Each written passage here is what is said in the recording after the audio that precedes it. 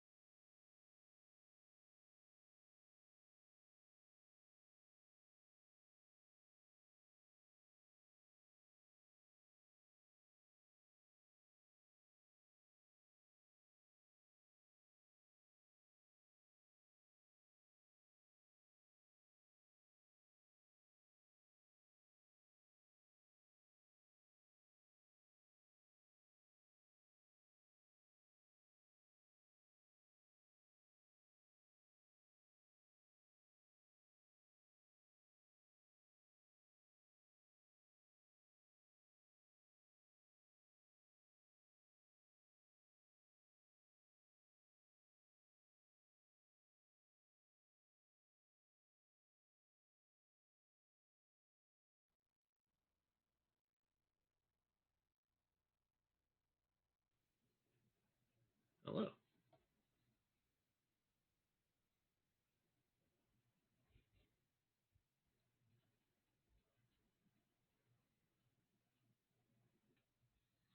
I think you might be muted, according to Sam. I hear him. I can hear you, but I see. Let me try that again for the folks at home, now that you can hear me. Fade to black. Fade to black. It's like, oh god, Logan, no, okay, no, seriously, we're here. Yeah, welcome to Powered Casual Presents 5 Hit Lists. The first time we're putting this to a recording, officially, live. This is actually a great thing that we've done after conventions for a few years now. Usually it's PAX, Anime Boston, PortCon, what have you. Long day of going to a convention, and then when we all sit and relax in a hotel room or we're out at dinner at a restaurant like you used to be able to do before the end times, we would sit down and say, all right, top 5 video game hero. And everyone around the table would take turns going 5 to 1, and we would have a lovely discussion, a few arguments, one broken friendship forever, and we learned some stuff about each other. Yeah, we learned a lot of things about each other. Like, we learned who has taste, and, the capability of reason, and who didn't, in any way. But, so we decided we're going to do that for you here tonight. And, as it says down there at the bottom, video game protagonists is our theme for the evening. So you changed the name of it. I did because it was Hero. But well, here's the thing: Hero. I mostly chose it to avoid the gendering, because there are plenty of female and non-binary heroes, protagonists, heroines, whatever you want to call. So I decided to use the umbrella term. Besides, looking at the stuff that you guys picked, I think protagonist still fits. You still fit. Thank you.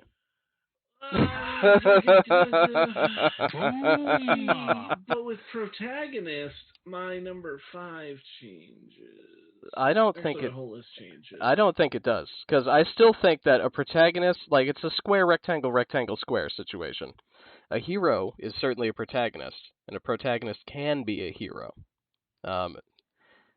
Specifically, this list is, we have a mix of player characters from video games, and we also have, like, very key NPCs, very key party members, people who you're basically with the game with throughout the game, or the majority of the game. So they're very much still the hero of their thing. So that's the theme. And I'll get this chat out of the way. And but a protagonist. Oh, you relax. You'll be fine. You already wanted to argue, and you just started. So, to introduce who we got here tonight, like I said, I'm Ian. You've probably seen me on this channel before. Next to me, we have Thomas, who is our guest for the next couple weeks. He was one of the original people to work on this concept with us back when we were going to try and make it a podcast, which we may still do. Who knows? continuing in a clock-esque direction. Below Thomas, we have Sean, who you may know as Thranton on our Monday night Hellscape Navigators game. And last but not least, below me, next to Sean, we have Brian, who you may know as Clyde from the Hellscape Navigators. I stealth. You stealth. Success. Sweet. So, I guess, real question. I know I have things, listed in an order on the side of the screen here, but we don't necessarily have to go in that order. So who wants to reveal their number 5 choice first? Well, we still have to talk about hero I versus don't protagonist. I don't think we do. I don't think we do, because let me put one thing very clear. Hold on. Yeah. Let's let Sean say what he wants to Okay. say about it. Okay. Clearly he's has thoughts on it. Okay. Okay, so I think that a silent protagonist is very different than a heroic character.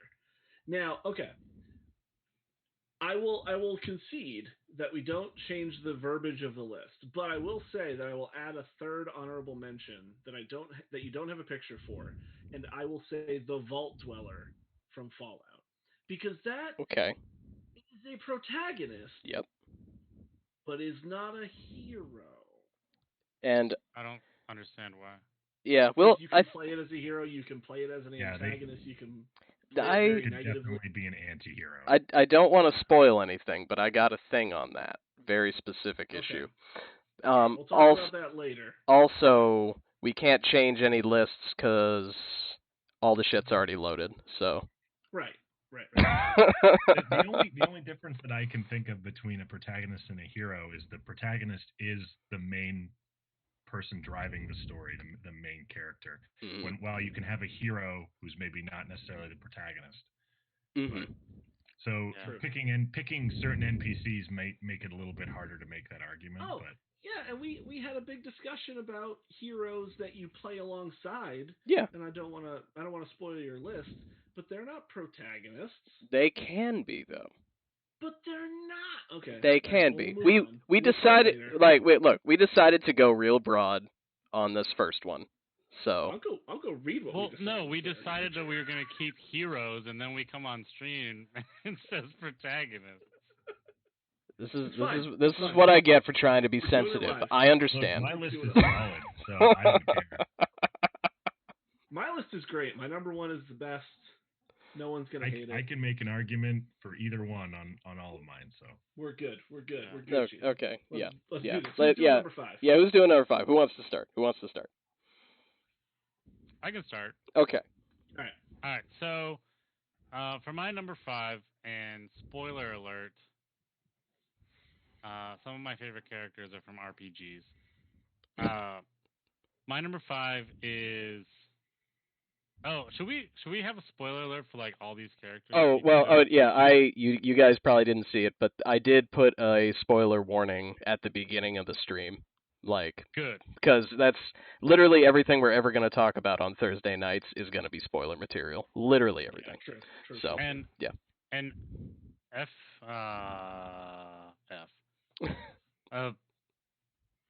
Just in general, like I don't think any of my characters are. Yeah, none of them are younger really than like at least 5 to 10 years. Look, you got a theme. Some of them are like 20 years. So if you haven't played some of these games, then too bad. Yeah, that's on you. Yeah. Jesus dies in the Passion of Christ. All the hate mail we're gonna get now. Yeah. From Zelda. Zelda. So my number 5 is a character from Final Fantasy X. He's the coolest character, bar none. That would be Oren. So, spoiler alert for Oren. Not only does he look like a total bamf, he only uses one arm most of the time to use his giant-ass sword. And when he pulls out his other arm, which looks like it's gimpy, that just means he's getting more serious and he's really going to kick your ass. Yeah. So you know you're in trouble. Yeah, he's training weights. Yeah, he's jacked on both sides. You just can't see. Yeah. And one of the reasons I really like him is for most of the game he's stoic. He's like your typical like silent or like soft-spoken, silent, wise mentor / samurai figure. And then near the end of the game, you find out one of the reasons he's like not telling you anything about himself is he has been dead the whole time. Mm-hmm. What? Which is Bruce Willis. Yeah. Yeah. Yeah. And it makes sense in the context of the world why he can still be in your party, and also be the best member in your party. But in a world where like we're so used to, we come up with like these ideas. Oh, there are multiple personalities and they're all the same person, or like they're clones and they're gonna harvest each other's organs and stuff like that. Like there are so many tropes that like people can predict. But Oren was one of those like surprises to me. I was just like, wait, what? This guy's been dead the whole time? And this was after The Sixth Sense, and it was still pretty good.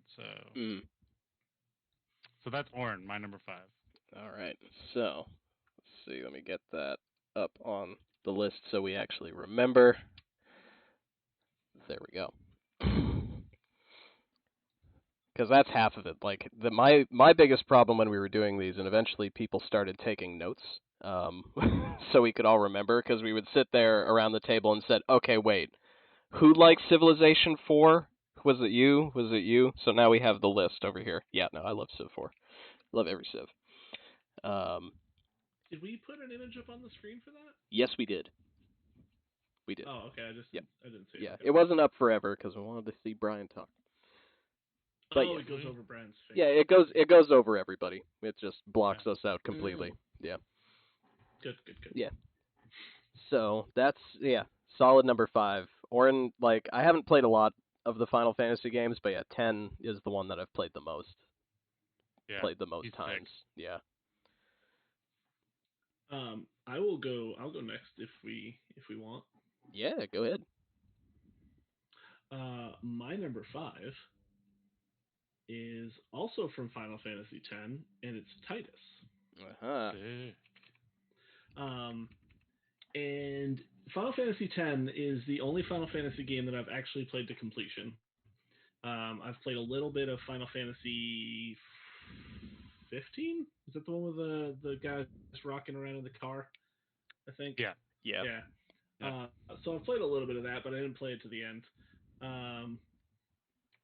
But Final Fantasy X is one of the first games that I ever actually completed. I did a swap with some friends where I traded them my GameCube for a month, and they gave me their PS2, and I played this game obsessively.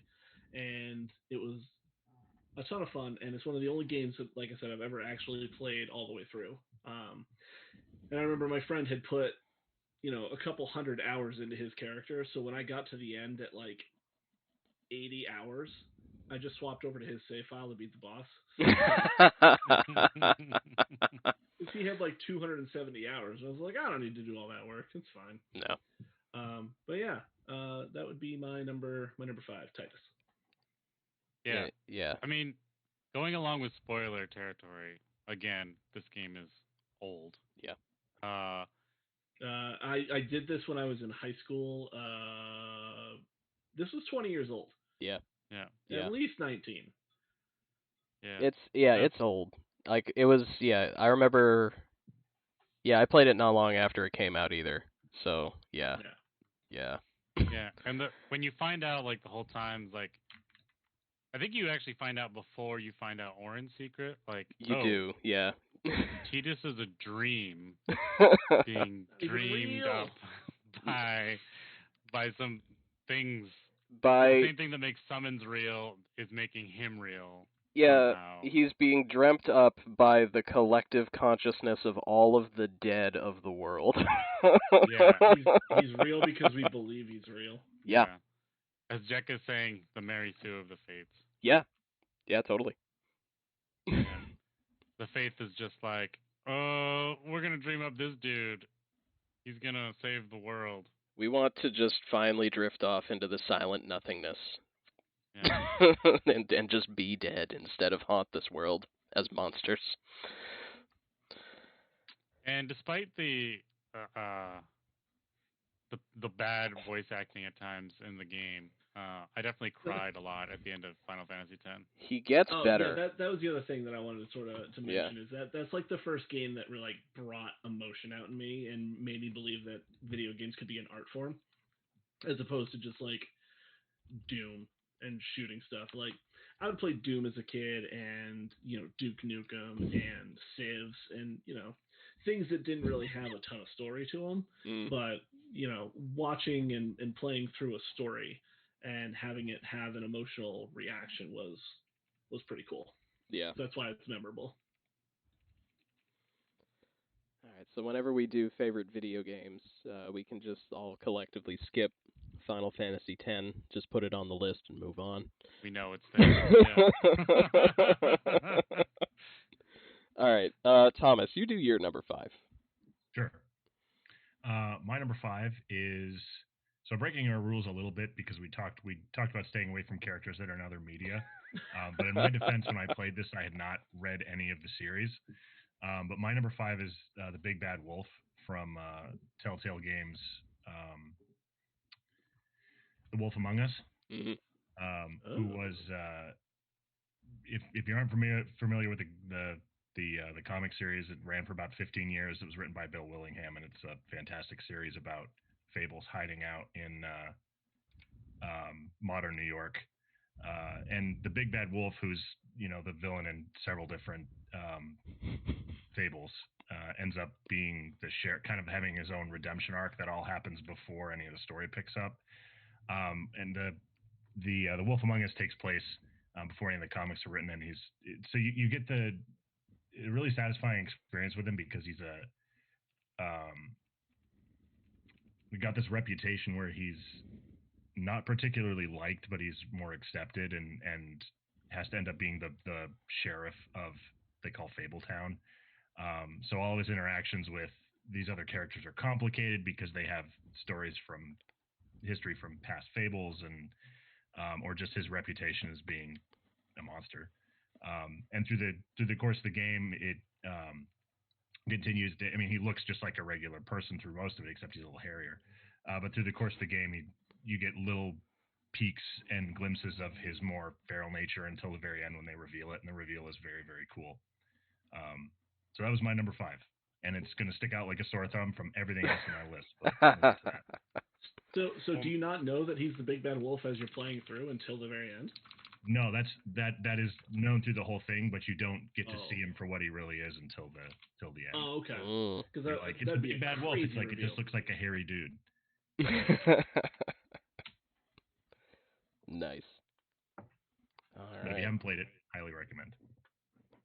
All right, so my number 5, and this is one of the reasons why I wanted to change the name, just to change it from hero, because this was apparently the first lady on the list. My number Ladies 5. Can be heroes. They very much can, absolutely. But we call them heroines if they are, specifically women. The terms got broader. I'm sorry, we gotta adapt. So mine, if I can find the picture, there we go, is Midna from Twilight, from Legend of Zelda Twilight Princess. Namely, not least of all, she is literally the Twilight Princess of the game, of the title. She's actually in the game more than Zelda, for which the franchise is named. And she's awesome. She starts the game as this weird little troll that you think, kidnapped you and turned you into a wolf. But then eventually she ends up being, a really close confidant of Link. And, sort of his moral compass of the game because he's, Link, he's a silent protagonist. And eventually she turns into a giant stone-armored octopus, kicks a dude through time, and, regains her throne of a funky Twilight world, and then we find out she's hot. she's cute the whole time, and then she turns into like a blue Zelda, basically. So it's just like, okay, yeah, I'll buy that. I would say she's more green. It's bluish green, like there's like a motif going all over the place. Like it's nice. And I mean Imp Midna is still just a great character design too. Yeah. That helmet is awesome, and then all the wacky stuff that they ended up doing with her hair helps you like grab obstacles, and in wolf form like grab enemies and just bash them everywhere. Yeah.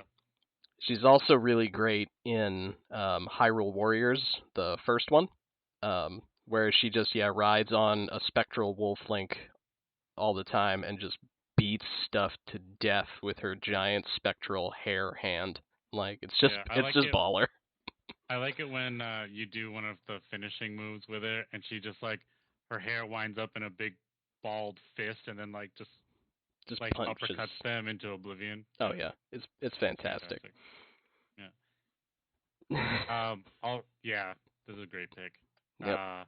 If we do a sidekicks list, there's no reason why Midna should not be on somebody's list because she's awesome. Yeah.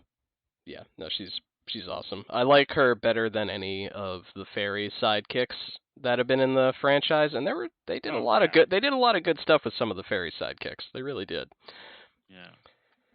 So she's 100% the best sidekick in any of the Zelda games. I mean, not many people are probably gonna say Fi was. She's okay. But she's all right. Midna's Fi's problem is that she just told you useless stuff more or less all the time. Like, yes, I know how many I don't need to know how many bokoblins I've killed. I'm gonna kill more. Or what percent chance that the right thing to do is this thing? Like, yeah, it's like 100% know that I have to do that to continue the story. So don't jerk me around. Yeah. All right, so that's the 5 spot out of the way. All right, 5 spots out of the way. We're moving on to number 4. Yeah. So normally what we do is we rotate who goes first. Mm-hmm. So since I went first for number 5, I think that means Sean goes first for number 4. All right. Yeah, we can do that. I like it. All right, so my number 4 is going to be. You reference my list here. Growing up, when my dad got me and my brothers our first N64 and our GameCube and those consoles, we played the hell out of Star Fox. So Fox McCloud is going to be my number 4.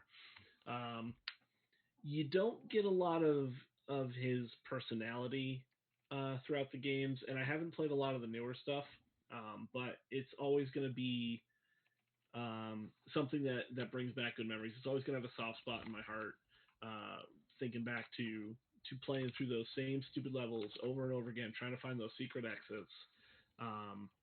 It's always been a great time. So that would be number 4 for me, Fox. Plus, he's pretty fun in Smash. Oh yeah, he's great in Smash. Broken in Smash.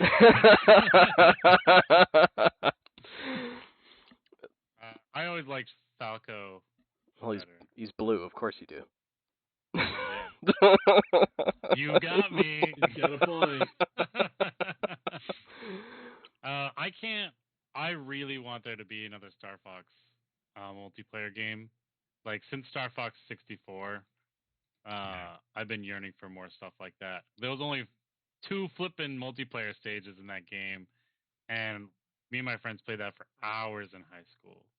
I would love more Star Fox. And I was really disappointed with Star Fox Zero. A lot of people were. Yeah, there was a game that came out for the newer consoles. What the heck was the name of the game? I think it. Are you talking about the Starlink? Starlink? Yeah. Starlink. All right. On the Switch, it had Fox McCloud in the game, so it's like an unofficial Star Fox game, and it hits all the notes. It's really, really good. it was that game where you could buy all the little like amiibo toys and like put wings on your ship and all that while you were playing. It was really neat. So that game's a lot of fun. If you haven't checked it out on Switch yet and you find it on sale, grab it. So you say Starlink, and I think it's just like Link flying an R-wing around. I think it's just. I think of Link turning into like a really N64 polygony version of himself, just running around. Yeah, I almost did buy into that game, Starlink, but it's more of just like the R-wing makes an appearance, isn't it? Otherwise, it's totally different characters and stuff.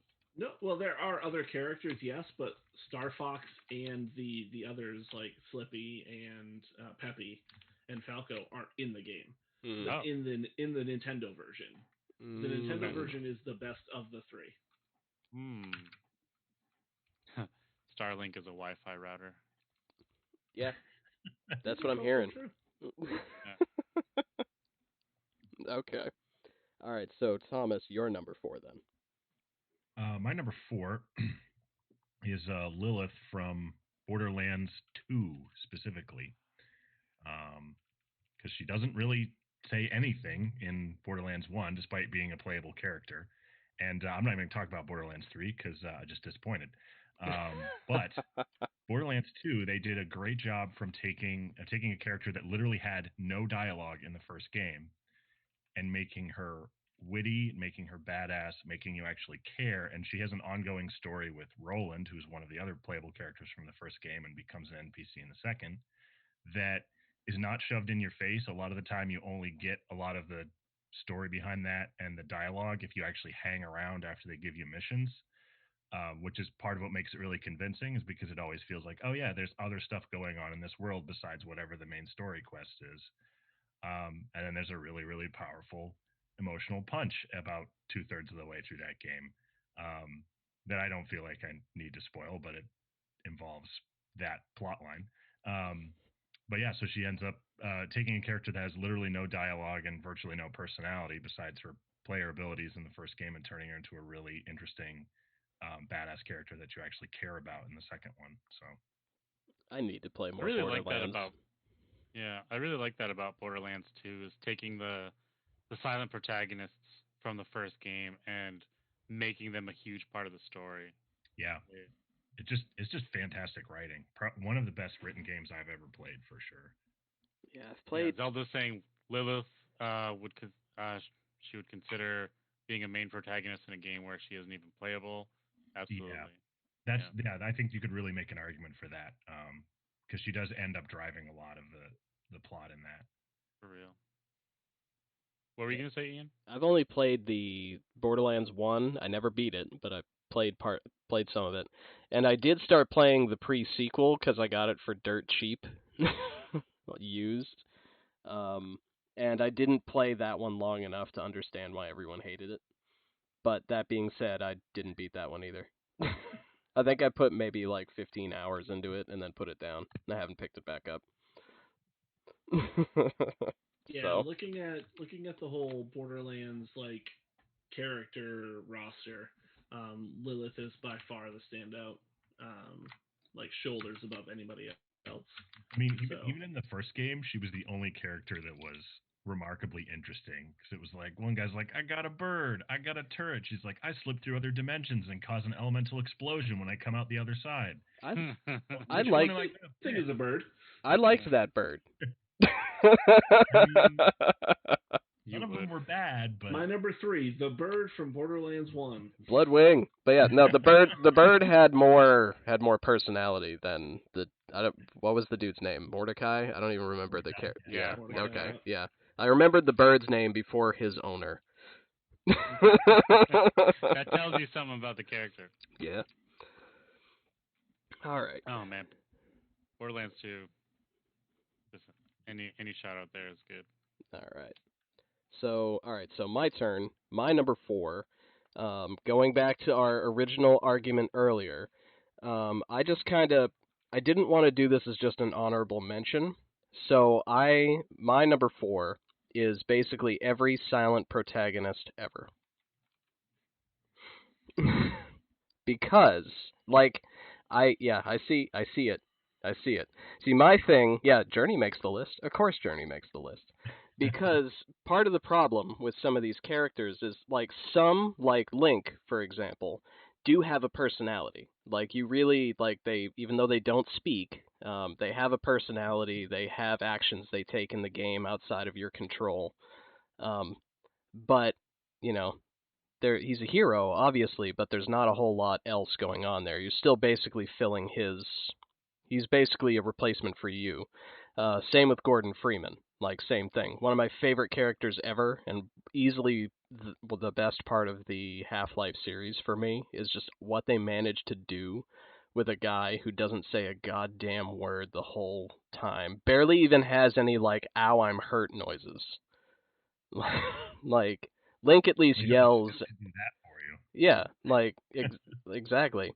And, like, there's some stuff like the Prince of the Cosmos has a great story, but he's barely a character. He just moves the ball around, really. So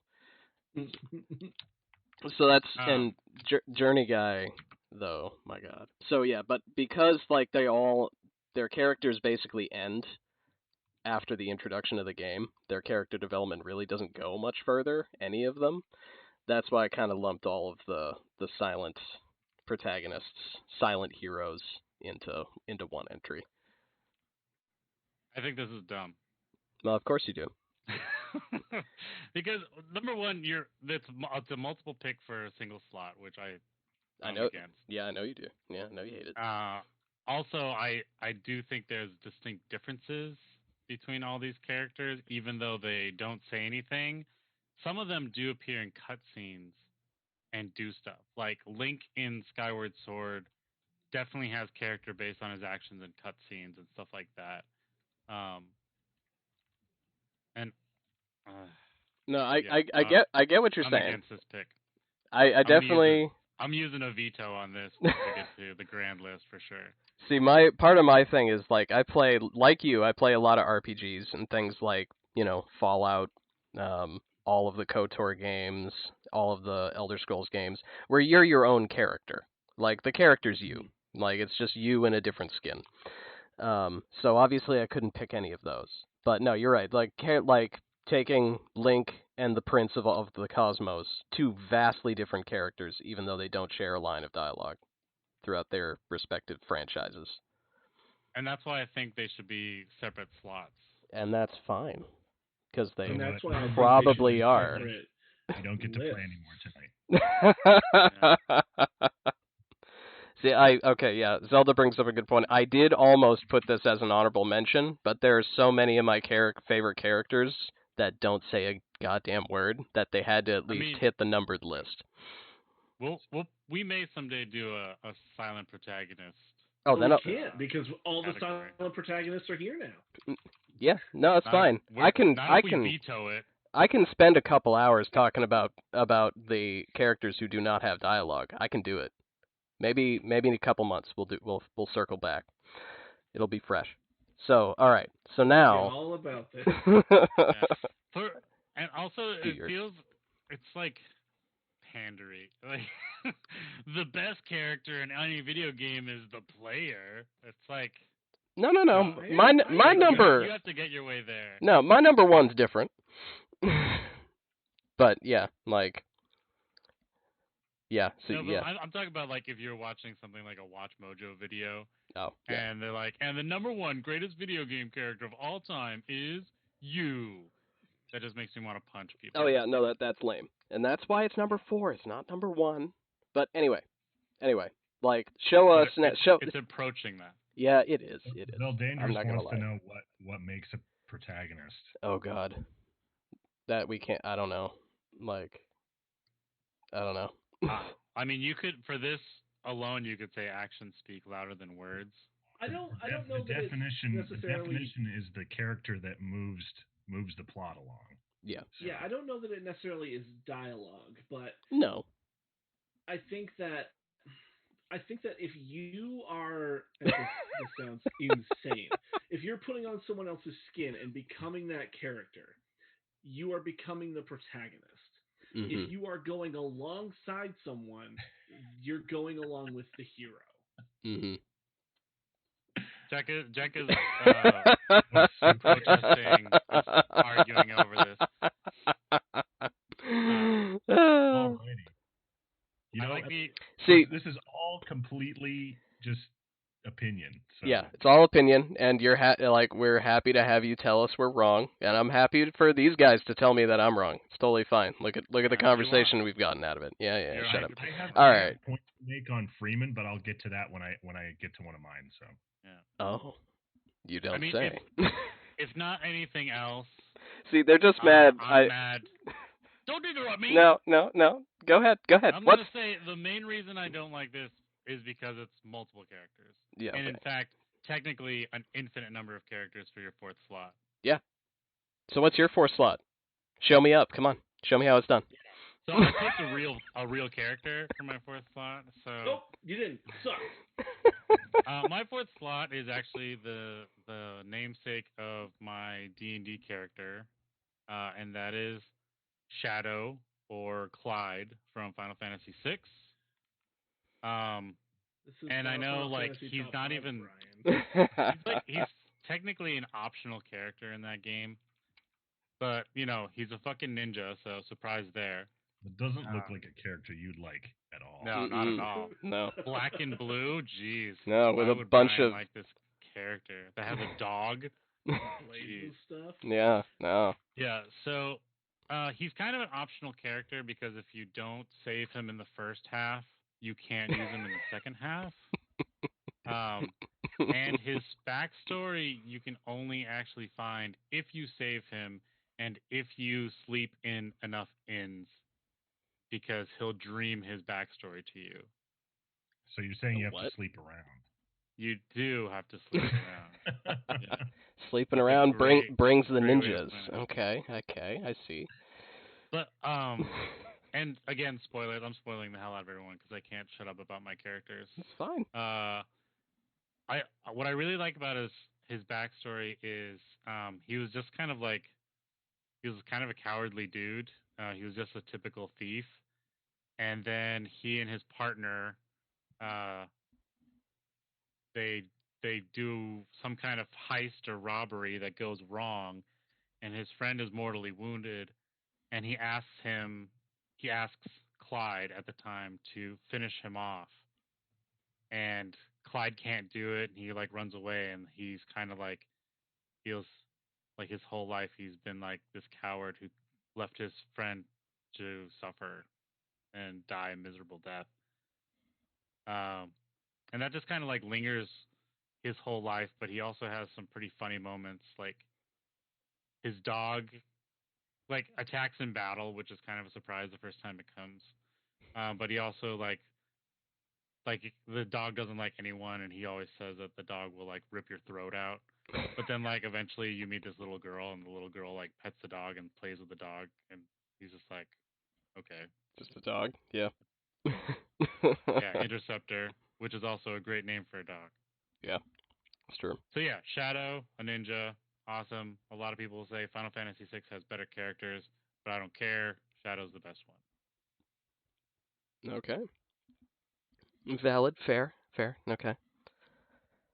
All right, so that rounds out round 4. So Thomas, you get to start with your number 3.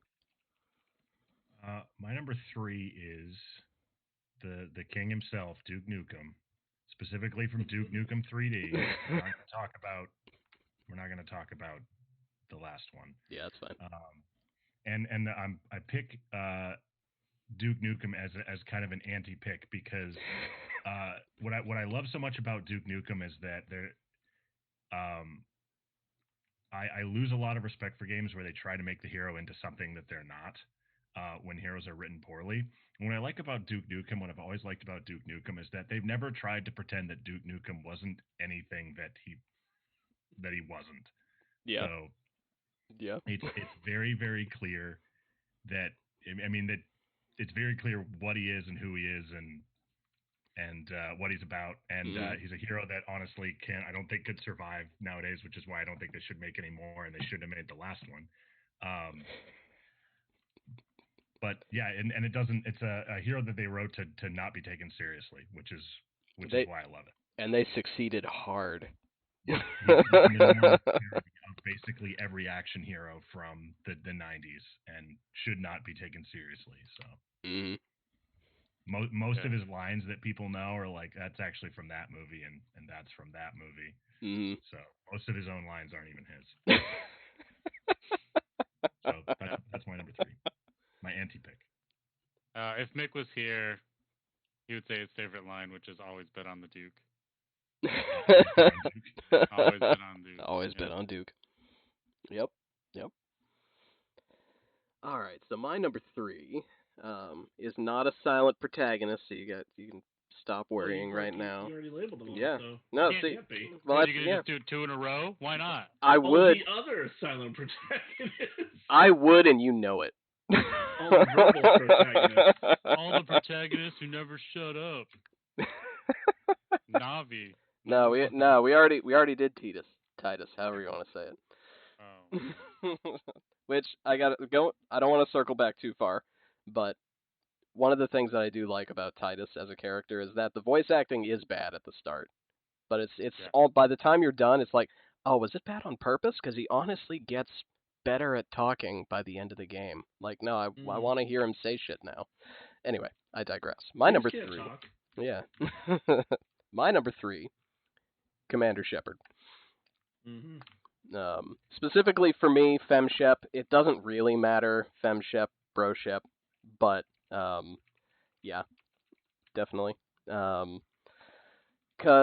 I mean, there is a bit of a divergence, you can go full Paragon, full Renegade, somewhere in between.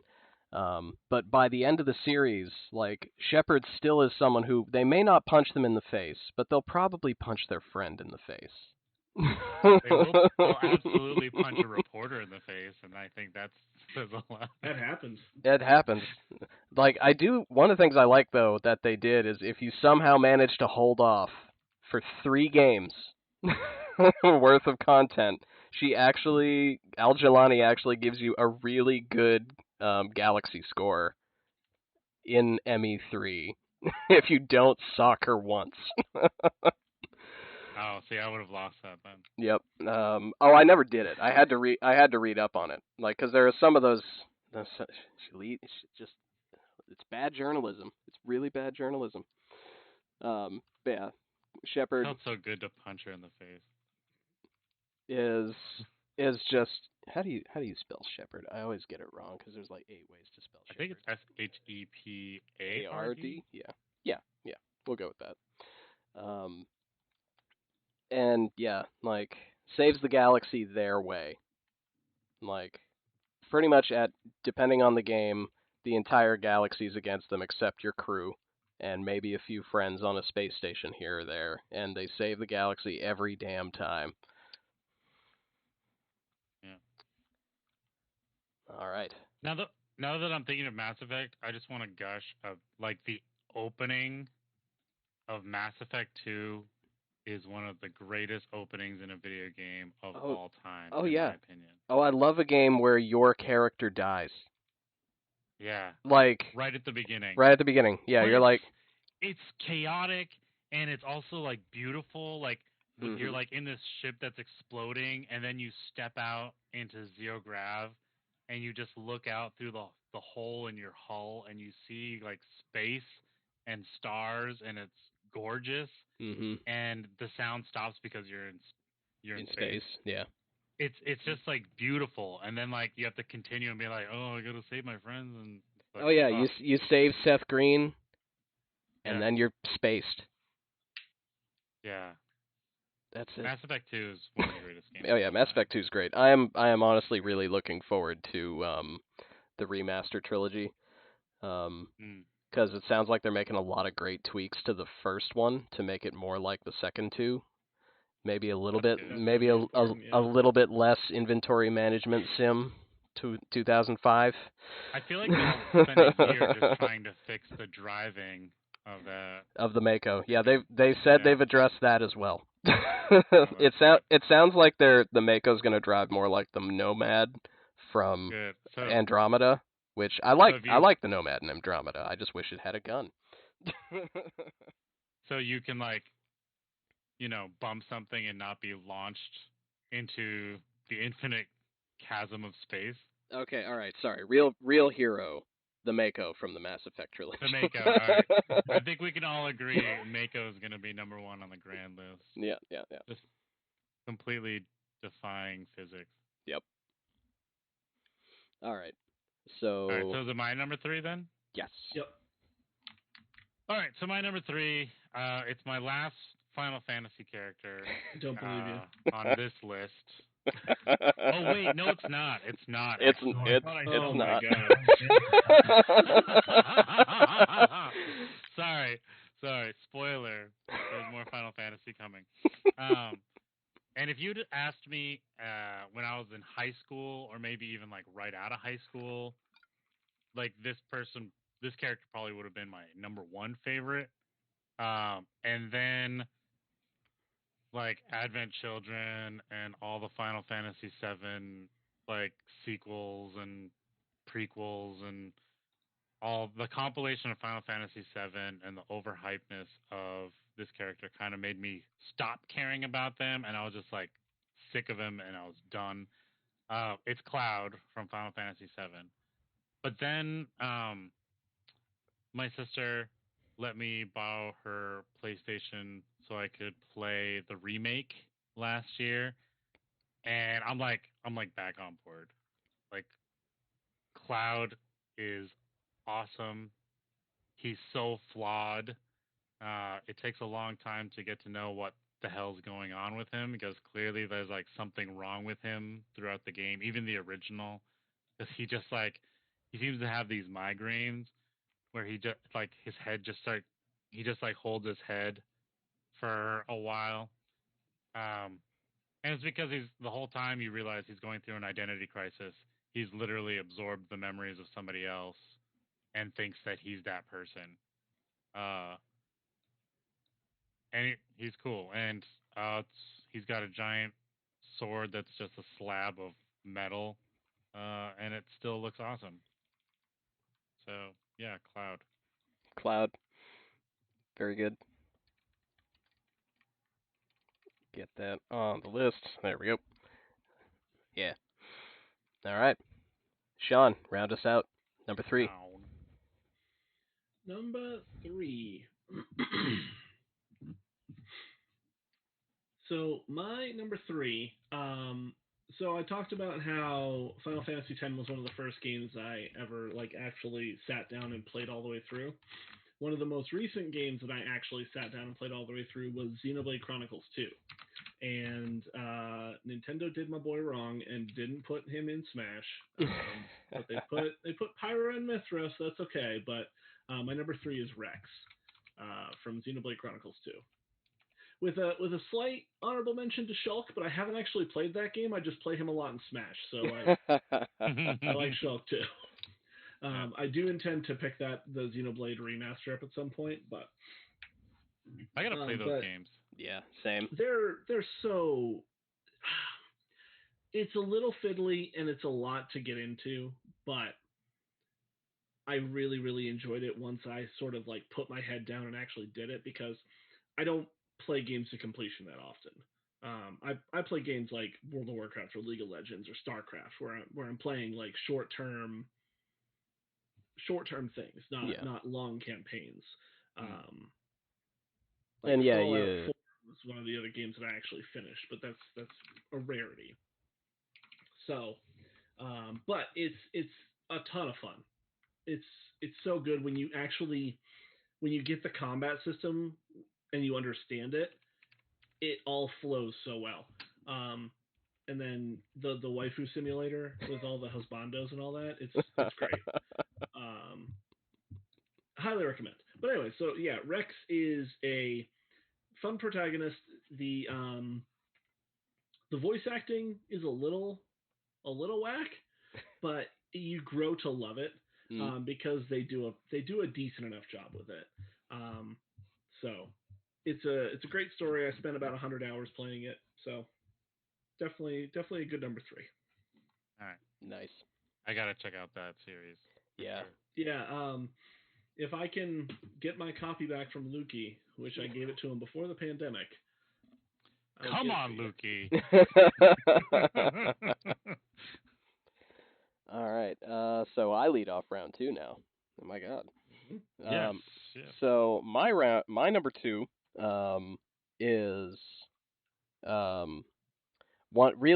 think one of the main reasons why I want Warcraft 4, really. I know they've done a lot with the character in World of Warcraft, but Wartree Thrall, son of Durotan, my boy. I'll preface this by saying I have not played any WoW. I know that his character goes through several roller coasters throughout the various campaigns in WoW. But the big thing that gets me is like he is one of the only main characters from Warcraft 3, the title character of each chapter. He's one of the only characters that doesn't do a heel turn at some point in the story. Like he is always looking out for his people. He is always trying to lead them into a good future while respecting their past. And yeah, even throughout WoW, from what I've read, like pretty much everybody else like turns into a dick at some point and is a villain of at least a chapter. And then you also get folks like Arthas who just becomes the Lich King, NBD. Thrall's good the whole way through. Yeah, Thrall through the entire WoW storyline stays honorable, stays true to himself, stays true to his culture and all that. He does make some, I wouldn't say bad decisions. He makes some decisions that are like retroactively bad. Looking back, you're like, well, maybe he shouldn't have done that. Maybe he shouldn't have, spoilers, left the Horde to go be a shaman somewhere else. Maybe he should have stayed in charge instead of letting other people run the thing. But that's all hindsight. He's always been like the pinnacle of, I don't want to say goodness, but honor. Yeah. Honor's the right way to put it. And there are a lot of like you said, heel turns and bad people, good people turn bad on both the Horde and the Alliance, but he's never one of them. He's a very, very good choice. Great protagonist, though. Great protagonist.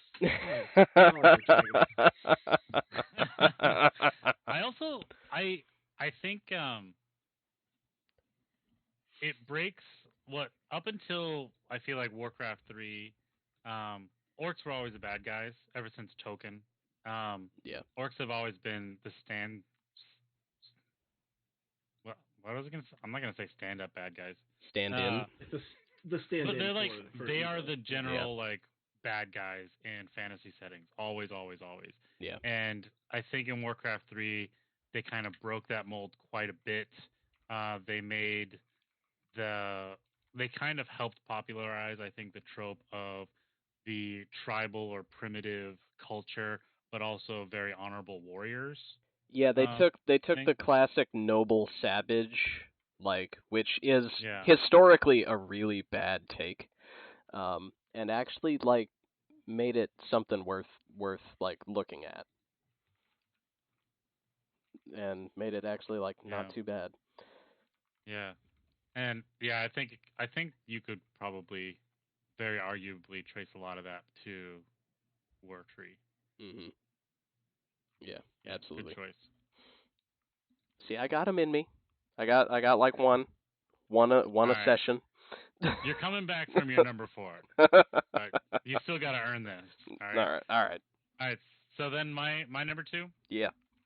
So you said Midna is the first female character on the list, but this is a female character and possibly one of my favorite characters of all time. This is a character who has, for a little while, literally kind of changed my lifestyle. And it's Impa from the Zelda series. And Impa is one of those characters who, like Link and Zelda, has many iterations. My 2 favorite are these 2 pictured here. The one from Hyrule Warriors, which, yes, it's not canon, but she's flippin' awesome in it. And her incarnation from Age of Calamity slash pre-Breath of the Wild because she's a ninja. Yeah. So it's the same character. It's the same character. No, it's the same character. Just like if you pick Link, someone's not gonna be like, "Oh, that's technically like 30 characters." I mean, like Impa's awesome. Impa is awesome in every iteration that she's in. I do really like what they did in both. Like, yeah, the two Hyrule Warriors Impas are definitely my favorite. And I do like that you're continuing your trend of also having your characters all have big friggin' swords. Yes. All my characters are so far giant sword wielders or ninjas. And or ninjas. Impa's kind of both. I'm surprised she's not your number one given that criteria. There's one, and if my sister Melanie was watching, she would totally understand why. I know who it is. When I get there. Wait, do I know who it is? I don't know. I think I know who it is. You might. By you saying Melanie, I think I know who it is. Yeah, but Impa's usually just like the bodyguard of Zelda, and it's first introduced that way. I mean, she used to be just like the handmaiden. She kind of like drives the exposition in the instruction manual of Zelda 2. And then you don't really hear from her again until like Ocarina of Time, where suddenly she's reimagined as like the bodyguard of Zelda. A giant Gerudo, is she Gerudo in that one? She's Sheikah. She's still Sheikah. Sheikah is its own race. Yeah. Yep. I'm thinking of someone else. Yeah. Yeah, but yeah, she's like a warrior woman, Gerudo, very similar. And ever since then, they've kind of like just kept running with she's the bodyguard. And yeah, she's awesome. Also, like, her version in Skyward Sword is also really sweet, but doesn't use a giant blade or ninja sword, so did not include that. Disqualified. Yeah, did not include. But in that one, she's basically like a ninja mage, where, yeah, still pretty good. The best. Yeah. Yes, Zelda, believe it or not, I do like characters with swords, particularly if they are oversized or if they are small enough to be wielded stealthily. Or both. Or both. Huge sword stealth. Huge sword folds. It folds into a small origami crane.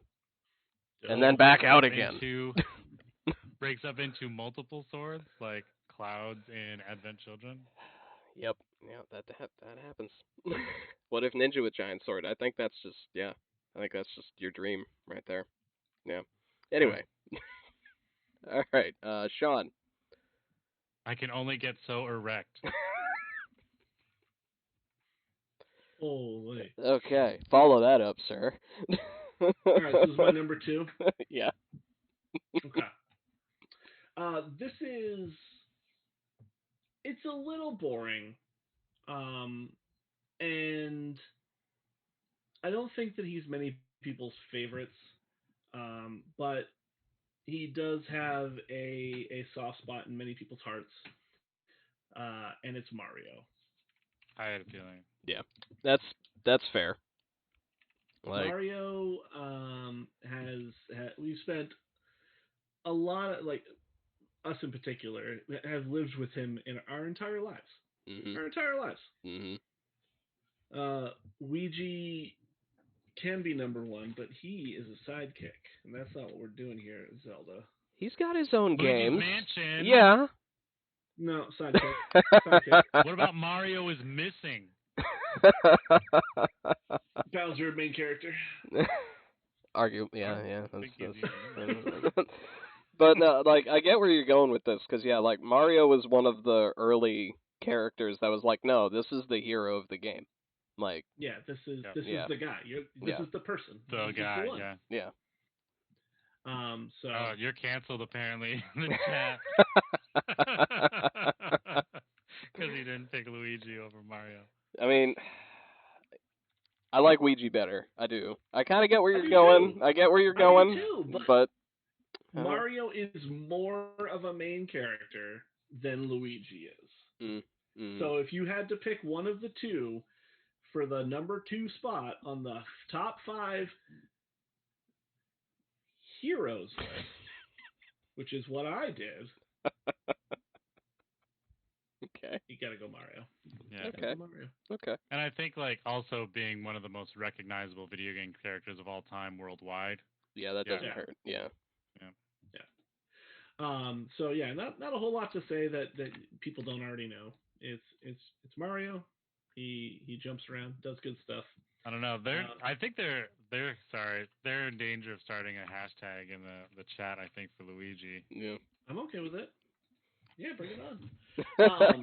But I can't think. Like I thought earlier. I thought back about all of the mainline Mario games, and I can't think of a bad one. Yeah, I mean there are some that are less good than others, but yeah, like there weren't any that I'm like I'm never touching this game again. Right. I mean, Mario is missing. It's one of them, but I never played. Technically, Luigi's the main character, and that game is a trick. It's actually an edutainment game. Oh, well, that doesn't count. I mean, I enjoyed Mario Teaches Typing, but I wouldn't call that a video game. So yeah, that's my number 2, Mario. Okay. All right. Oh wait, that's what's missing. I didn't friggin' put him on the list. There we go. Okay, Thomas, give us your number 2. My number 2 is going back to silent protagonists. Is Doomslayer from specifically Doom 2016. And this is where I'm going to get to talking about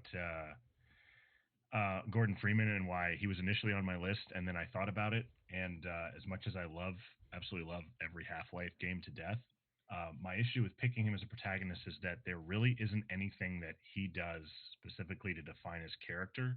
I mean, the games are pretty railroady. They don't really have you make any decisions. I mean, he obviously doesn't have any dialogue. So I started trying to think like, well, what's a silent protagonist where they do try to get a character to come across? And I think they do a good job of that with Doom 2016, with at the same time being able to capture, go back to Doom's original kind of frantic run and gun roots. I mean, the opening of the game, within like 2 minutes of it starting, you pick up a computer console that starts spouting exposition at you, and he just smashes against the wall. Because that's not what Doom is about. It's not about backstory and dialogue and that kind of stuff. It's about run and gun and rip and tear. So all that stuff is there in the game. If you want to sit there and read PDFs, it's there if you feel like it.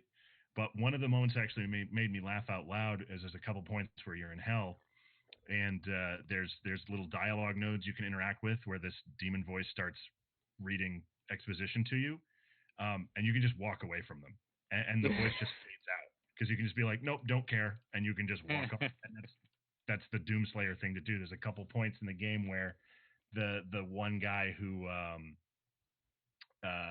basically the one voice in the game who tells you what to do. He's like, all right, now I want you to like carefully remove the filter from this thing, and Doom guy just smashes it. He's like, you need to do it this way so that we don't lose all of the hell energy we've been harvesting, and he just breaks it, and he's like, and that's 20 years of work. Thank you.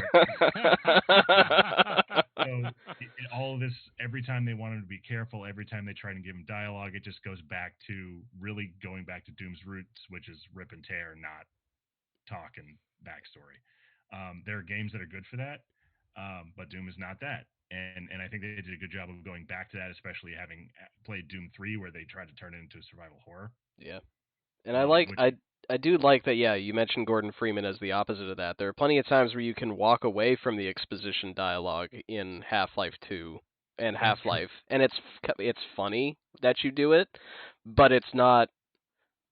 You gotta go back. Yeah, you eventually gotta go back, because someone's gotta inevitably unlock a door for you. Right. And it's not like you're doing it because the character wants to. You're doing it because you want to play with the bobblehead that's on the desk. Right. That's a great way to put a lot of personality into a silent protagonist. Is that's a perfect example. That's a really good pick. Yeah. Yeah. I mean, Doom Guy. Doom Guy. Everyone knows Doom Guy. Yeah. Classic. Who doesn't even have a name. Yeah.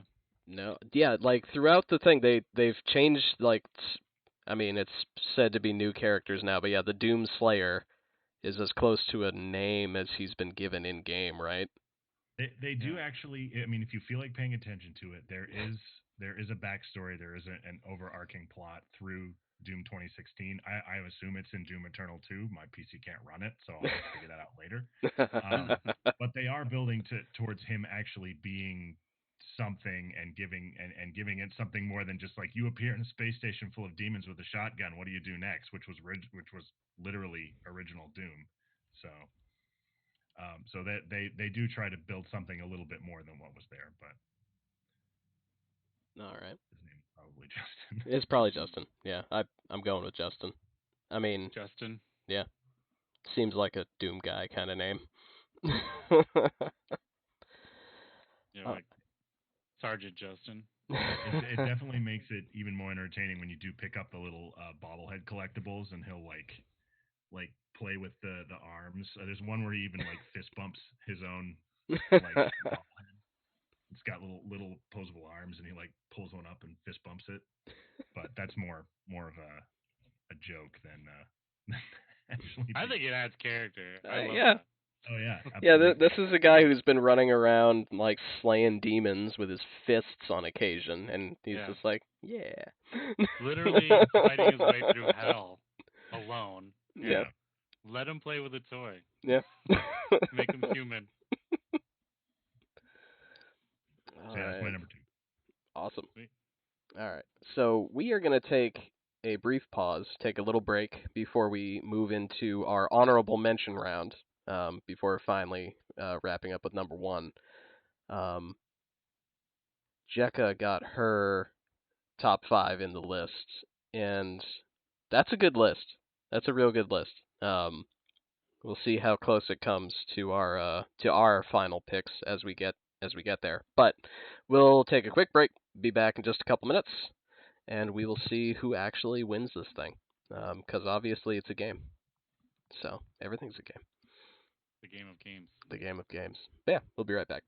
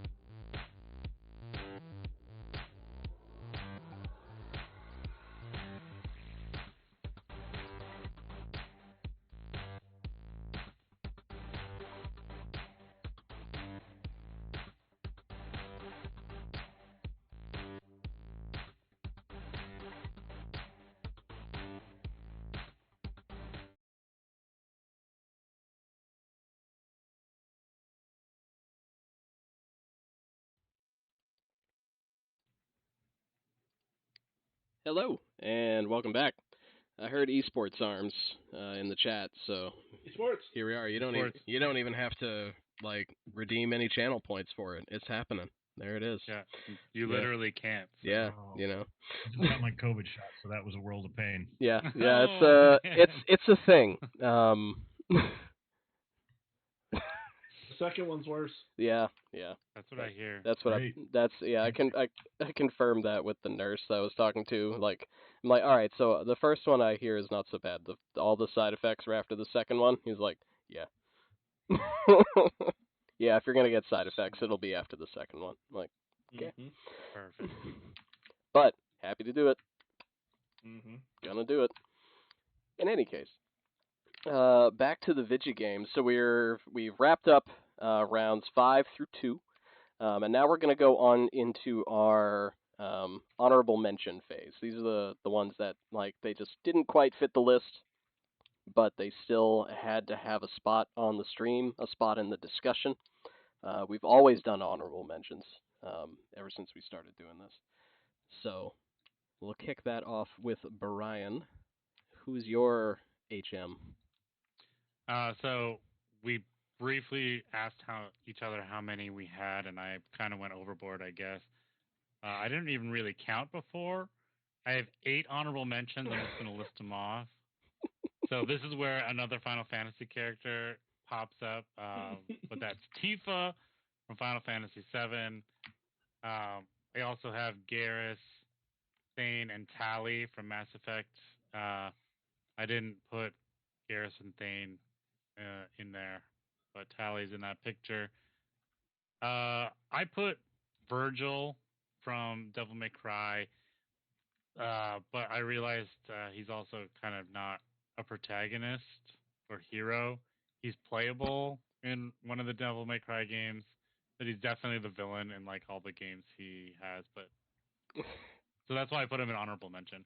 And then 4 League of Legends characters: Yasuo, Akali, Echo, and Jinx. I just really love their designs. Their backstories are pretty cool in some cases. And they have some cool skins, but I don't want to put them on my list because I don't like the game company. It's fair. I didn't even consider League of Legends characters for this list. Well, it's hard. I'm surprised. It's hard for some of them. It's hard to weed out someone who's like a hero. They're there. They exist, for sure. But like because it's a MOBA and their story is only in that one page on the Riot website. It's just kind of like, eh. But that's solid. Like Tali almost made my list. That section in her big section in Mass Effect 3, where it's like her or Legion, or if you're really lucky, both, hurt the first time I played through. Like, I haven't played the third one yet. it's get ready. That is the part of the game that I was actually like having an emotional moment. The rest of the game, I'm like, well, I'm gonna save the galaxy. I may have to pick between these people or these people. But when it came to picking Tali or Legion, hard choice. But again, if you're lucky, you can, like with all things in Mass Effect 3, you can sort of split the difference if you've got enough stuff going on. I don't remember what the stuff is, so have fun figuring that out. But I mean, for me, it'd be easy. That choice would be easy. Oh, I love Legion so much, though. He's a good boy. He's not like Garrus good boy. Garrus still, Garrus up here, Legion, somewhere in here. But Tali's a bae. Oh yeah, no, I love Tali, and the romance arc you can do with Tali in Mass Effect 3 is actually really touching. A lot of the other romance arcs are kind of like, yeah, it's sweet that they're together. Yeah, that's nice. Or like, yeah, I was really hoping these two would bump uglies. Yeah, I've been gunning for this for 3 games now. Yeah. But like the romance with Tali is actually like just really nice. It's really well thought out. It is in Mass Effect 2 as well. Yeah. It's kind of adorable. And in Mass Effect 2, I romanced Liara in the first one, so when I played the second one, I kind of tried to go back to Liara after, but I did go through like everyone's romance arc just to experience it. Mm-hmm. And Tally's I did second to last before I went back to Liara. And as I was going through it, I was like, oh, I kind of wish maybe I'll just stick with this one. And I kind of wish I had. Mm. All right. That's my HMs. Next. Schwan. Okay, so I had 2, but I've convinced to be 3. Leona from League of Legends. Okay. I don't. I mean, she is a hero, a heroine, but I don't consider her a character that you play. She's not a protagonist, so like that'd be like an honorable mention. It's like a favorite character type of thing for a later list. And then I did mention Commander Shepard, and then specifically Toon Link from Wind Waker, because that's the only Zelda game that I have ever actually finished. That's saying something. A lot of people never finished Wind Waker. That's the only one that I enjoyed enough to actually fire all the way through. I really loved that game. That's a fantastic game. It the is. sailing was so cool. The art style was gorgeous. It fits so well on the console that it was designed for. It was just so good. Just just because I don't have as much affinity for Link, doesn't quite make the top 5. That's where sort of Mario takes over because I've played a lot more Mario games. But those would be my 2 or 3. Awesome. Good choices. Good choices. All right, Thomas. My 2 honorable mentions are, first one is Shelly Harrison from Ion Fury, which is another 3D Realms game of them going back to their Duke Nukem 3D roots. She's literally just a female Duke Nukem, which only makes me like her more because she's a female character that's witty and a badass and says cool action hero one-liners. But she's just too similar to Duke Nukem, and the game is too similar for me to actually put her in the list. And then my second one was the War Mage from Orcs Must Die 1 and 2. Apparently his name is Maximilian, although I don't think he ever actually gets called that in any of the games. Maybe one of the later ones they did. But again, I enjoy him as a character because he's I like when they move further away from Mary Sue characters, because he is a complete and total idiot, and pretty much only stupid stuff comes out of his mouth. And it's just a really good juxtaposition to his he's got this like action hero rugged good looks, the like really solid chin, but then every time he opens his mouth it's like, oh god, he's an idiot. He reminds me a lot of Ash versus the Evil Dead. Yeah, very much so, where like he's a very foolish character thrown in a very serious situation. Literally, like the way he takes up his mantle is his mentor slips and falls on cobalt blood and knocks himself unconscious on a flight of stairs, and he doesn't even bother to check if he's still alive. He just takes his stuff and leaves. So those are my 2 honorable mentions. It's the right way to do it. All right, my honorable mention, and I sort of have 2. I've only got a picture for one, but Knuckles, the Echidna. I didn't realize there was a cartoon show with a CG cartoon show on Cartoon Network that had buff Knuckles, but I found this picture, so I'm real happy about that. I gotta know the story behind this. Yeah, there's a lot. I gotta look into this later. But yeah, Knuckles is one of my honorable mentions. The other would be Sonic. Is another solid mention. But Knuckles I put above Sonic because he can, game-wise, he can do almost everything Sonic can and more.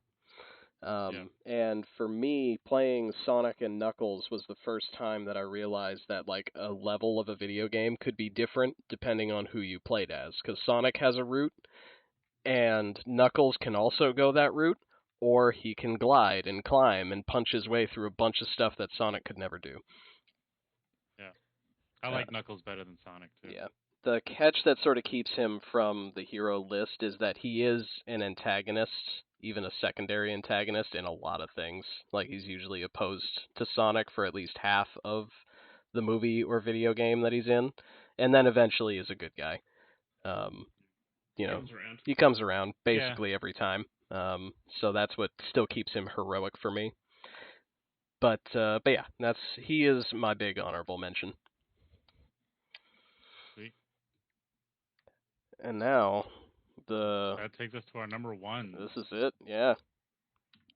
My God. Quick recaps. Mm-hmm.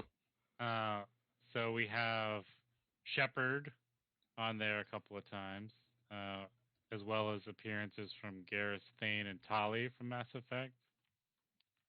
We got a couple of Final Fantasy X characters. We got Mario on there, Wartree, Thrall, every silent protagonist ever. Yep. Mm-hmm. Nope. We got some snarky, sarcastic shooters like Duke Nukem and Shelly. Mm-hmm. We got Lilith. We got the big bad wolf. We have a ninja and a couple of big sword wielding people. And Fox and Rex. Ending with X. Sean likes names that end in X. Yeah, that's fair. That. And we definitely, usually there are a lot more duplicates. Obviously the more people we have in the discussion, the more likely duplicates are. And the advantage of doing this around a dinner table without pre-production is lists change usually throughout the discussion. We were actually locked in pretty hard in this one. There have been plenty of times where I'm like, ooh, no, my number one is now this character, even though it was someone else's number 5. Like, happens all the time. Practically changing lists as it's coming around to you. Yep. But yeah, it is honestly a little weird that we've, like, Shepard, we had some overlap. That's kind of it. That's it so far. So that's the only character that's been by name repeated. Yeah. So we'll see with the number ones. Yeah, we'll see. We're not done yet. I like the diversity here. This is nice. Yeah, this is good. Like, sometimes, like, with the prompt, we all go around the table and we're all like, yeah, we all really did like Chrono Trigger, didn't we? Yeah, we did. It's almost like we're all friends with similar interests. Yeah. Crazy. Yeah. It's like, best multiplayer game ever. Loop and Ball? Weird? All of us? Okay, yeah. 100%. Loop and Ball, best game of all time? Yeah. It is, though. Oh. Lupins. Lupins should have been on this as honorable mentions at least. Yeah. Okay. Yeah. It still could be number ones. Yeah, it could be. If there aren't number ones, I'll say we can all agree that the Lupins from Loop and Ball are all a collective honorable mention. Yeah. And while we're at it, I would just kind of like to go down. Jekka listed her top 5. So there's Zagreus from Hades, Joel from The Last of Us. What a complex character Joel is. Amanda Ripley from Alien Isolation, which is totally legit, even though the Alien series starts out as a movie. Amanda Ripley, I think, is first introduced in that game. Yeah, we didn't go over those rules. So yeah. We were trying to keep it like wherever, like the character ideally should have been either introduced in that particular media type, which this round is video games, or have a unique development in the video game to make them. Yeah, which Amanda Ripley counts. Like, she's mentioned in Alien and Aliens because she's Ellen Ripley's daughter, right? If I remember right. But that's it. She's just mentioned in passing, and you never see her in any of the films. So, but then Miku from Fatal Frame and Geralt from The Witcher. Yeah, that's a solid list. Yeah. Good list. It's a real solid list. Yeah. Witcher's a books first, but I don't know enough about that series to argue it. Very most people here in the U.S. played the games first, and then found out it's a book series. Yeah. And then even then, there were plenty of people who were like, "Oh, what's the show on Netflix? This seems neat." And saying Americans don't read the book first? No. I'm also saying Americans barely play the video game first, my friend. That's true. If it's on Netflix, that comes first. Yeah. That said, I haven't read or played any of the Witcher games. I have only seen the Netflix game, so I'm just as bad as most of us and most of you out there. So anyway, right, so who leads off with number 1 then? I went first last round. Yeah. So I think it's Sean. Yeah. Do we want to have this fight now, or do we want to have this fight later? I don't know what the fight is, man. If we're gonna have it, let's have it out now. Silent Protagonist, didn't you? If it's Silent Protagonist, this stream is officially over. I just want to make sure that we're all still friends after this, and that everybody's okay. If we can get over Silent Protagonists being Ian's 4, I don't think you're over it. I don't think you are. Okay, good point. Good point. Okay. So I alluded to the fact that my number 1 pick, I knew was going to either be my number 1 pick on my heroes or my villains list. Mm-hmm. And I decided to put them on my heroes list because I felt that there were more villains, and my take on this pick is more from the heroic, and this actually fits a lot better with the protagonist. So thank you, Ian. You're welcome. My number 1 pick are both Abby and Ellie from The Last of Us 2. Brian went off camera for that part, for that reveal. Now, I'm not going to lie, I haven't played either of the Last of Us games, so I do not understand the significance of this. And don't worry about spoilers, it's fine. I'm late to the game, so. I would have a lot of words with Jekka about the list if it was heroes and Joel being on that list, because Joel is absolutely not a hero. That dude sucks. He does some horrendously shitty, terrible things. He is an anti-hero at best. But he is a protagonist. He is a protagonist. And Abby and Ellie are both in the way that we were talking about earlier about Thrall. They both do some really, really fucked up things. They do some really terrible things. Yeah, they kill dogs. To other people. There's a lot of bad stuff that happens here. But they are both doing it for reasons that they feel are right and reasons that they feel are honorable. Abby, what? Listen, Abby is not 100% wrong. Abby is not 100% right, but neither is Ellie. They both have a lot of bad and they both have a lot of good. They are both doing what they think is right, and they are two sides to the exact same coin. They are, in essence, the same character played from two different perspectives, playing along two different storylines, and I would argue very, very heavily that had Joel not been as shitty as he is, Abby would have never been in the position to do any of the stuff that she does. Everything that happens in The Last of Us and The Last of Us 2 is a conditional. It's because of Joel's actions. Now, you can't always blame someone else for how things go, or for how you react to things, but there's definitely something to be said about being pushed. And I think that both Abby and Ellie are pushed very heavily into very unfortunate decisions. But they are both fantastic protagonists, and um, if we ever do a top games of all time, this is probably like top narrative games. This is probably going to be either number one or number two for me. It is one of the best stories I've ever experienced.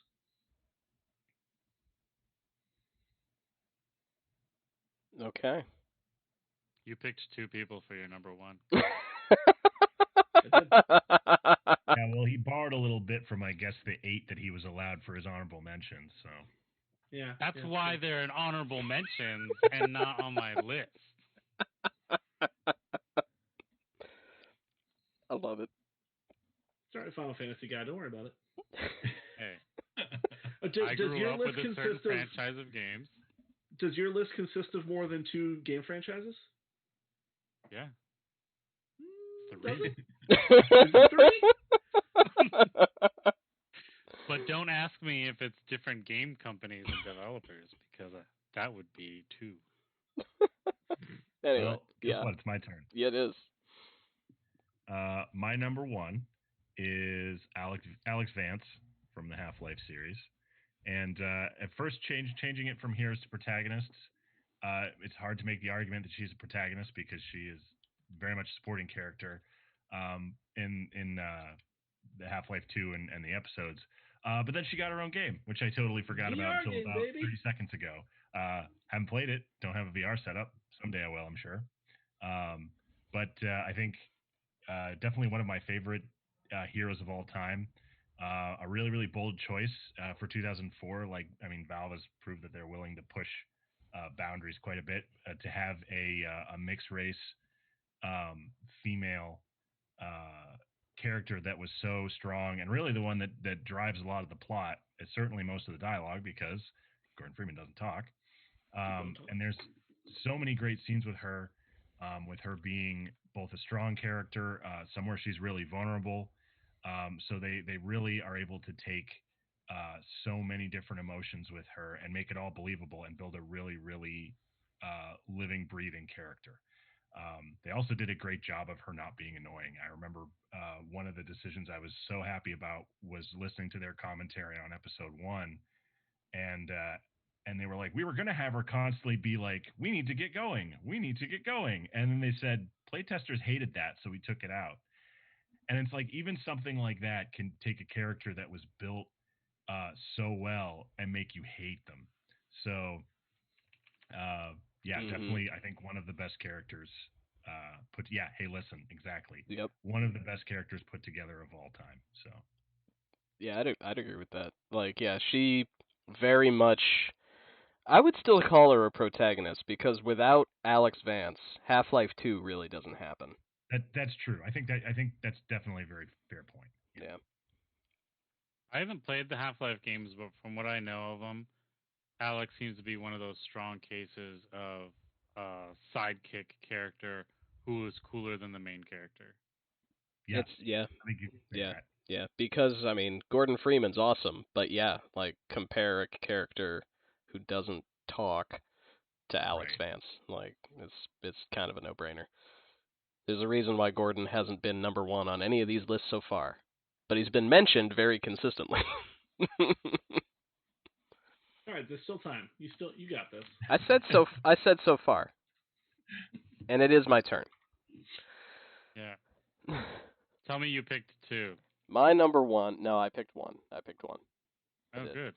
My number 1 is Gordon Freeman. It is not. My number 1. No. Silent protagonist and also Gordon Freeman. No. Just to really fire Brian. Double dip.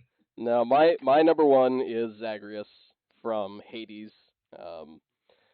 It's not only is this just one of the best games that I've played in a long time, the Zagreus character has this, he starts the game like Hades is his father. Hades hates him. Absolutely does not love his son whatsoever. Basically thinks he's useless and sits around the house all day. And even in flashbacks, there are times where Zagreus tries to help around the House of Hades, the Greek underworld, and Hades gives him like one chance. He doesn't do a great job, and he's like, "You're useless. Get out of here. Get out of my sight." And it ends up he finds out that Nyx, the goddess of night and darkness, he thought was his birth mother, isn't. Ends up going on this search for his birth mother, and all the while, he is never like a sad, my life is tragic and awful character. Never. Like, he very much understands how serious his life is, but he's got a sense of humor the whole time, and the dialogue that they gave him is amazing. Top that off, he's a dude, so I mean, still a coded white male character, but he's bi, and in order to really unlock all the stuff in the game, you gotta have multiple relationships with a couple other people in the House of Hades, which are also amazing. It's hard to pick a great character above others in that game, but Zagreus definitely tops the list for me by a pretty good margin. Yeah, like there's a lot of it's his dialogue. Like the writing in that game is amazing. And the voice acting is top notch. So you really just like you very rarely skip through dialogue and cutscenes in that game because you're just like, no, what's he gonna say next? This is amazing. So that's my number one. Sweet. So that leaves me. It does. It does. It does. Okay, so I'm gonna tell a little story about my childhood. Maybe all three of you guys have heard this, but I'm just gonna say it since it's on stream. Indeed. This character, I used to. So the reason I mentioned my sister Melanie is when we were younger, growing up, and we would have snow days, we would build like snow forts in our big yard in our house. And I would constantly, no matter what my sister was doing, trying to build a fort or whatever she was doing in the snow, I would harass her with quotes from this game character because he has like this big monologue. And then I would, like, he has this one particular monologue. I would quote that word for word, then take a snow shovel and pretend to chop the walls of her snow fort in half. And then immediately put the snow shovel into the snow and do it again. Just forever, ad infinitum. And this character is Frog from Chrono Trigger, or Glenn. It's totally a real story. So the whole lead up to the character, like you find out his backstory. I mean, it's not like an anthropomorphic game. If you know the rest of the game, every other character is human, and then there's this Frog Knight. You travel back in time. You find out, like, growing up, this kid was like picked on. He was bullied. He winds up becoming like the best swordsman in the kingdom, but he's reluctant. He doesn't actually ever become a knight officially. And then but he always accompanies his best friend, who is a knight. And then his best friend gets killed, and like there's a sword. It's basically like Excalibur, but it's called the Masamune. This sword is like the legendary sword meant to be wielded only by the hero, and only the hero can draw its power. And this character goes from like this reluctant hero to being cursed into a frog form, to kind of like finally accepting his destiny, and he picks up the Masamune and like then you go and kill like this dude, you go and fight this like evil wizard and stuff. And that always like kind of struck a chord with me and still continues to do so. And he chops like a mountain in half to open up a cave, which is pretty sweet. So yeah, my name is Glenn. Boom. I won't say the rest of it right now. Not right now. In a couple Not minutes. right now. Maybe later. Yeah, maybe later. A couple minutes. So yeah, maybe. Frog. Frog Knight, my number 1. Awesome. See, that one, we've done this particular conversation, this discussion at After PAX a few times, separated by years, so I never remember, and the lists are almost never the same. But Frog, I'm pretty sure, has been consistently top 1 or 2 every time we've talked about this for you. Yeah. He's the best. He's awesome. I thought Sheik was going to be somewhere in there. That was my prediction. Yeah, but Sheik is Zelda. Sheik for Smash Brothers characters, yeah, Sheik is top tier. But yeah, Frog. My number 1 isn't a samurai or a ninja. It's a Frog Knight. Yeah. All right. So, real question: do we want to try and compile these into a master list at this point? What do we want to do? I don't know if we can. Yeah, this one's There's hard. So many different ones. This one's real hard.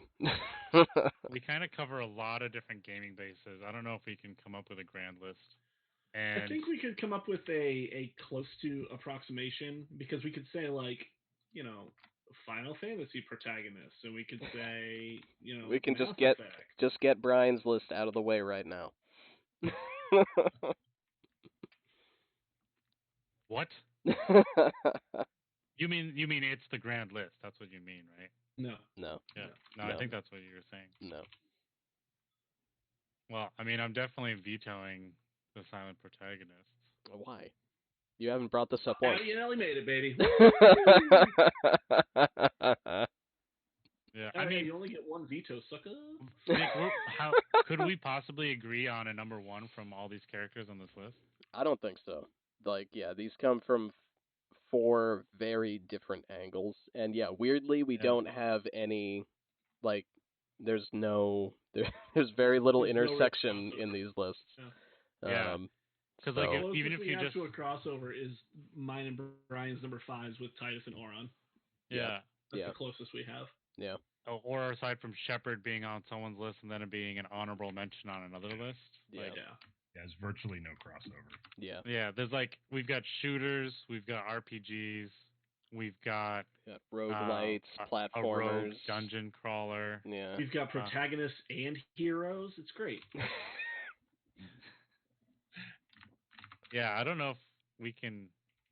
Yeah, I don't know if we know. could ever agree on one. Plus, we're coming close to 2 hours, so. Yeah, I think this is probably good. Everybody wins. Everybody wins, especially me. I think we do have a couple of losers. Okay, who are these losers then? Definitely not me and my silent protagonists. I think they know who they are. Is it the guy who picks three picks from the same franchise? Yeah, is it just the Square Enix fanboy in the club? Like, so I was gonna say, Thomas, do you want to take the place of one of the other people's as a full-on host of the show? Wow. The king is dead. Long live the king. We got rid of him after 1 episode, Ian. Good work. Yep. You're like the guy that everyone is like, wasn't there another character that was in the pilot episode? Nope. No. Never happened. No. Never happened. All the other hosts are gone. It's just Thomas now. Esports Arms. Yeah, I heard there's a call for Esports Arms, so yep. Yeah. Got it. Esports. Literally torturing Thomas. I lucked out. My soreness is mostly gone today so far. It feels like someone took a heavy iron pole and just like jabbed it directly into my arm. It's like this quarter-sized spot. Yeah, it's sweet. I've lucked out so far, but yeah, we'll see. All right, so the good news is we will be doing another one of these in 2 weeks. 2 weeks. 2 weeks on another Thursday on the 29th. So we'll be doing this again. Our theme there will be villains. Are you sure? You want to change it at the last minute? No. Well, okay. Well, as far the antagonist villain divide is actually pretty close. I think we can agree on that for the most part. Can we though? Well, no, we can't right now. We can discuss this right now. We got a couple minutes. Like, do we want to? How do we want to define this? Do we want villain? Like the actual primary villain of the video game, or do we want to do an antagonist from the video game? I mean, and not to use a non-gendered term, but I just want bad guys. Like, I don't care if they're antagonists, bad, like evil. I don't think neither bad villain guys. or antagonist is gendered though. No, neither of those are. Look, Well, I think they're both. saying, I think they're both bad guys. I'm just being very like plain. I just bad guys. I don't care how we define it. Just bad guys. That's what I want. Okay. Because I already know what most of my list is going to be. Video game bad guys. Okay. Jack is saying, what if the villain switches sides, such as a Prince Zuko from Avatar situation with a redemption arc? I don't think any of mine are going to be that anyway. Yeah. Like, they certainly exist in video games. Like, I brought up Knuckles. Knuckles is an antagonist for half of the games he's in, until he isn't. Yeah. But I don't think. I think all of my. Really? I think all of my bad guy. Well, he's like an antagonist to Sonic. He still hates Dr. Robotnik. I think he's more just an anti-hero after a couple of games. He usually screws with Sonic in most of the Sonic like run-throughs of the games they share. I haven't played a ton of them. Yeah, so he's not a bad guy. He's not a villain. But he's like, he and Sonic butt heads for half their games, and then they're just like, do we kill the guy with the mustache already? Do we deal with that first? I think we deal with that first. Enemy of my enemy is a problem for later. Yep. Yeah, ship it. So I mean, I think all of mine are going to be a combination of villains and antagonists anyway. So I it think doesn't really that's going to be faze me. a less contentious list or a less contentious definition. I think it'll be fine. How about like they have to be villainous in nature for a majority of the game? Yeah, like I can accept like a redemption ending. Yeah. I could accept that. Sure. Like, I mean, wouldn't fit the criteria, but like Darth Vader technically, at the end. Yeah, at the end. So at the end, he's a good guy for that last 6 minutes of the movie. Right. But Darth Vader. When we were coming up with the rules of this whole idea, I kept using Darth Vader as the reference because well, he's so Darth Vader easy. can be used in any media list. Like you could put him in comic book villains or characters, video games, movies, TV. Basically, the rule for this always is just never Darth Vader. No one's allowed. but he's also a great example in this, whereas like in Return of the Jedi, he's a villain all the way up until the last 10 minutes of the movie. Yep. Right. But you wouldn't call him a hero.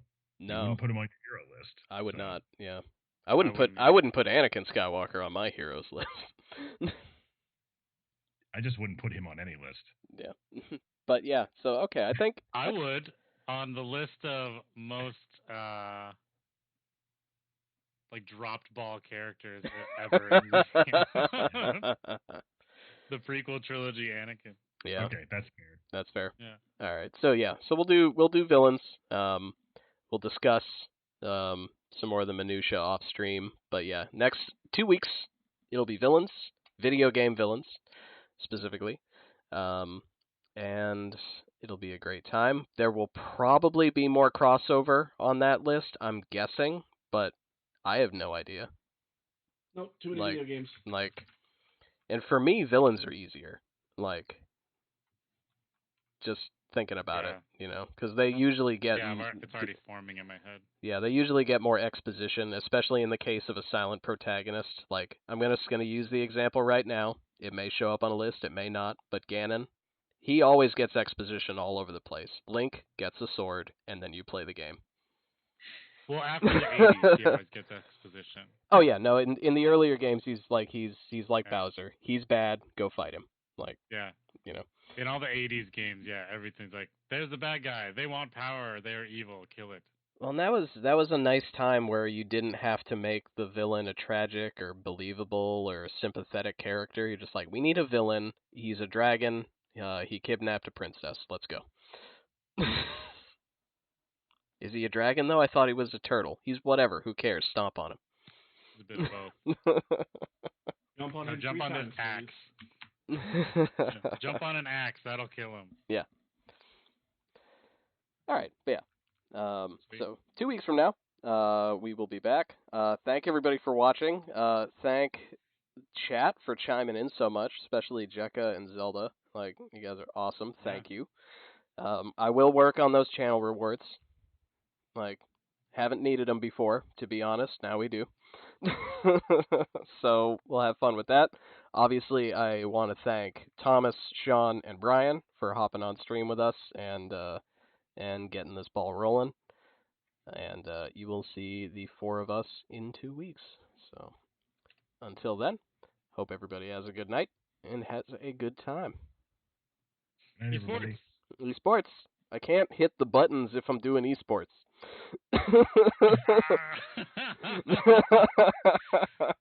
Yes, you can. No, see, hands up here. The mouse and the iPad are down that way. Like I can't do it. I can think of a way. You clearly need a secondary setup mounted above your head. I do. Yeah, Yeah. Just hang it up here Exactly. and just be like esports. Or...